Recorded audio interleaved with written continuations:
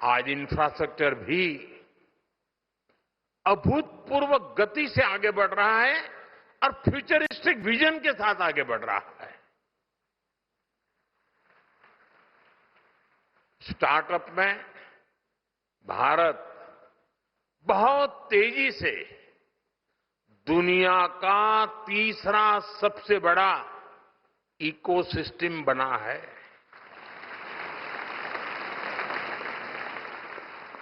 हमारे युवा आज स्पेस में अपनी सैटेलाइट भेज रहे हैं। देश की ऐसी सभी उपलब्धियों का सबसे बड़ा कारण है हमारे युवा है और आर्ट ऑफ लिविंग है। युवाओं को आज के आधुनिक युग की चुनौतियों के समाधान पाने में गुरुदेव और आर्ट ऑफ लिविंग बहुत सहायता कर रहा है। साथियों, आज टेक्नोलॉजी की वजह से दूर बैठे लोग एक पल में एक दूसरे से जुड़ रहे हैं, लेकिन जरूरी है हम दुनिया से जुड़े या न जुड़े, स्वयं से तो जुड़े।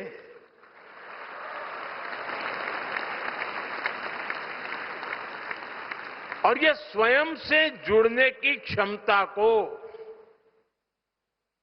चाहे बीजारोपण करना हो, उसको सिंचन करना हो या उसको सक्षम बनाना हो, ये महान परंपरा से संभव होता है। विकसित भारत का निर्माण ऐसे युवाओं से ही होगा जो युवा मानसिक रूप से शांत हो, जो सामाजिक रूप से जिम्मेदार हो और जो समाज के प्रति संवेदनशील हो। इसलिए स्पिरिचुअल वेलबींग, मेंटल हेल्थ, योग, मेडिटेशन, इस पर काम करने वाली आपकी ये महत्वपूर्ण गतिविधि और इस प्रकार से काम करने वाली अन्य संस्थाएं भी, इन सब की भूमिका बहुत बहुत अहम है। ऐसी संस्थाएं लोगों में जुड़ाव, अपनापन और सामूहिक जिम्मेदारी का भाव मजबूत करती हैं। साथ ही ऐसी संस्थाओं में लोगों को अपनी संस्कृति को जानने और समझने का अवसर भी मिलता है।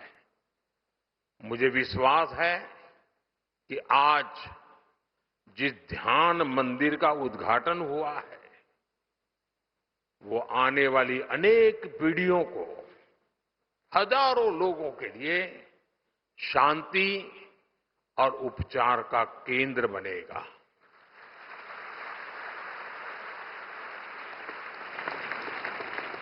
साथियों, आप सभी देश और समाज के प्रति अपने कर्तव्यों को बखूबी निभा रहे हैं, लेकिन जब भी आपके बीच आता हूं तो कुछ आग्रह करने से खुद को रोक नहीं पाता। अभी मेरे बोलने से पहले ही गुरुजी ने कह दिया कि आपके 9 आग्रह हमें मंजूर है, तो बोलने को लिए कुछ बचा नहीं, लेकिन आदत जाती नहीं।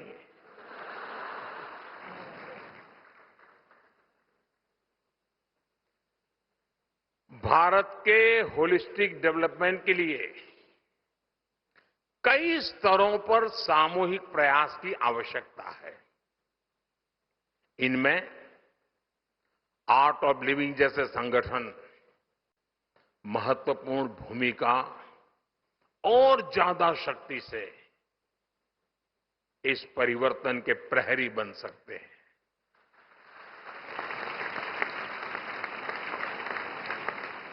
आप में से बहुत से लोग किसानों और ग्रामीण समुदायों के साथ जुड़कर काम करते हैं।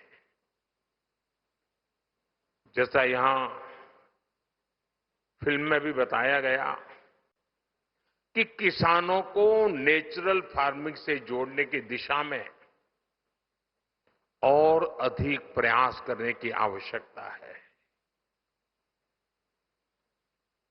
आज बीमारी में भी इंसान नेचुरल हीलिंग के रास्ते खोज रहा है, तो हमारी धरती मां, उसे भी नेचुरल हीलिंग की जरूरत है।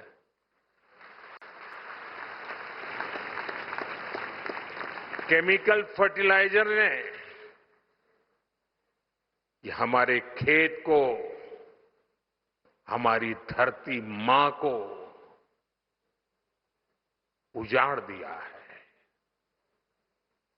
इस हमारी धरती मां को केमिकल से बचाना, ये भी आर्ट ऑफ लिविंग है।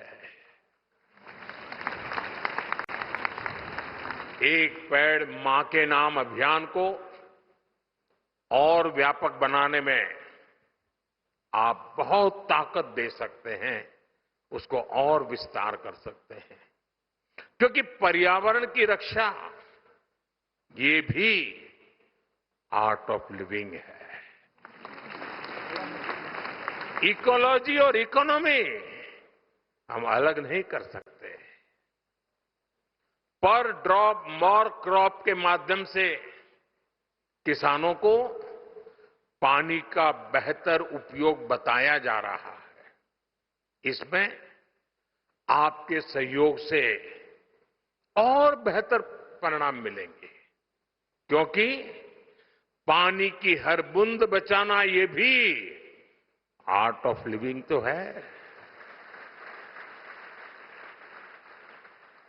कुछ ही हफ्ते में मानसून आने वाला है। ये सही समय है जब जल संरक्षण को लेकर के व्यापक जागरूकता फैलाई जाए। इसी तरह बिजली बचाना, सिंगल यूज प्लास्टिक से दूरी बनाना, स्थानीय उत्पादों को बढ़ावा देना, ये सभी आर्ट ऑफ लिविंग ही है।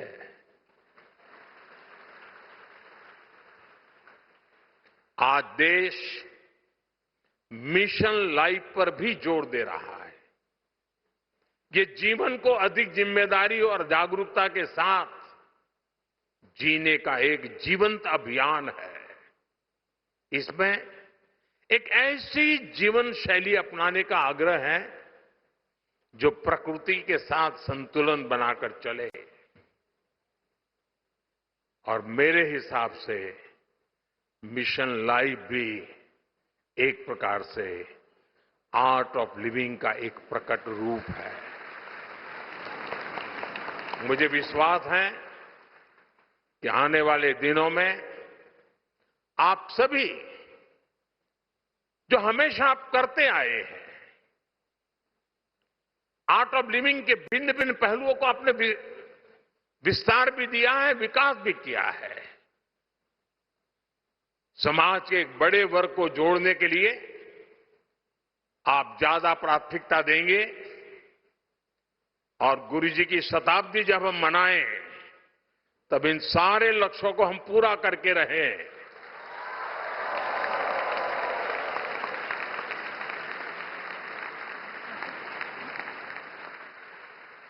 मैं एक बार फिर श्री श्री रविशंकर जी को, गुरुदेव को अनेक अनेक शुभकामनाएं देता हूं। मैं आर्ट ऑफ लिविंग परिवार के हर वॉलेंटियर का उनकी सेवा भावना और समर्पण के लिए हृदय से बहुत बहुत अभिनंदन करता हूं। फिर एक बार आप सब ने मुझे आपके बीच आने का अवसर दिया, इस पवित्र वातावरण में कुछ पल बिताने का मौका दिया, लोटस की छत्र छाया में सोचने का मौका दिया। इसके लिए मैं फिर से आप सबका हृदय से बहुत बहुत धन्यवाद करता हूं। जय गुरुदेव।